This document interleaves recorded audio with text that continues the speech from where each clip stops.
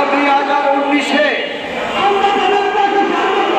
এক গোয়েন্দা পুলিশের প্রতিবেদন দিয়েছেন ঢাকা মহানগর উত্তর এবং দক্ষিণ সিটি থেকে দৈনিক হকার এবং মোটর সেক্টর থেকে দৈনিক 400 কোটি টাকা চাঁদা আদায় করা হতো। আজকে 2025-এ অতিক্রম হয়েছে।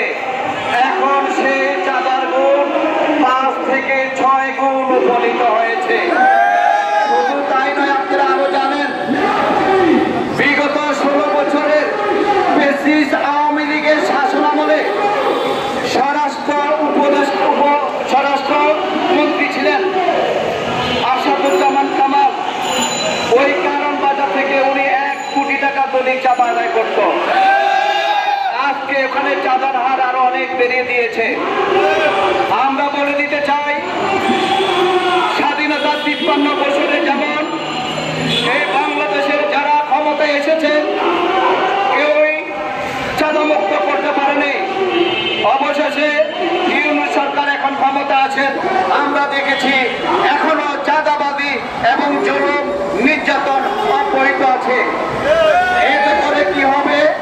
আগামী দিনগুলোতে আমরা দেখেছি যে আওয়ামী ফ্যাসিস্ট বিদায়ের পরে নব্য স্বৈরাচার জন্ম হয়েছে, যারা প্রতিনিয়তে আমরা অনলাইনগুলোতে দেখি গাড়ির ড্রাইভারদেরকে রাস্তার মধ্যে দাঁড়িয়ে জোরপূর্বক চাঁদা আদায় করছে, তাদেরকে মাইক ধরে করা হয়েছে।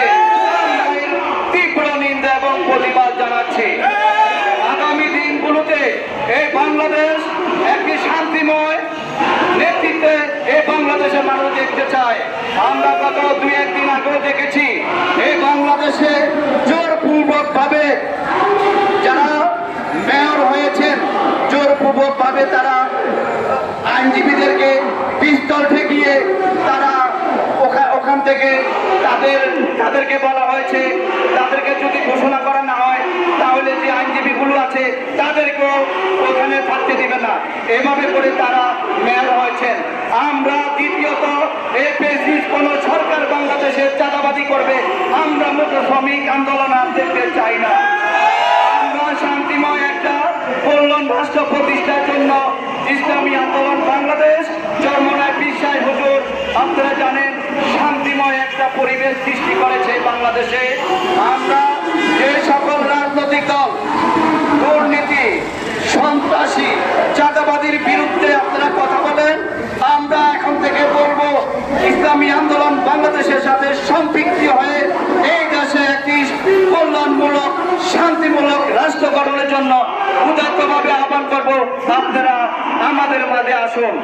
আজকে মোটর শ্রমিক আন্দোলনের যে 8 দফা দাবি প্রেরণ করা হয়েছে, আমি উপদেষ্টা সরকারকে বলবো আপনারা এই 8 দফা দাবিগুলো আপনারা মেনে নেবেন এবং মোটর শ্রমিক যে ভাইরা এখানে আমরা উপস্থিত হয়েছি আপনারা তাদের মধ্যে থাকবেন।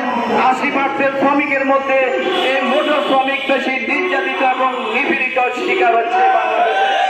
আমরা আপনারা আমাদের মোটর শ্রমিকদের পাশে থাকবেন বলে এই আশা ব্যক্ত করেছি। আসসালামু আলাইকুম ওয়া রাহমাতুল্লাহ।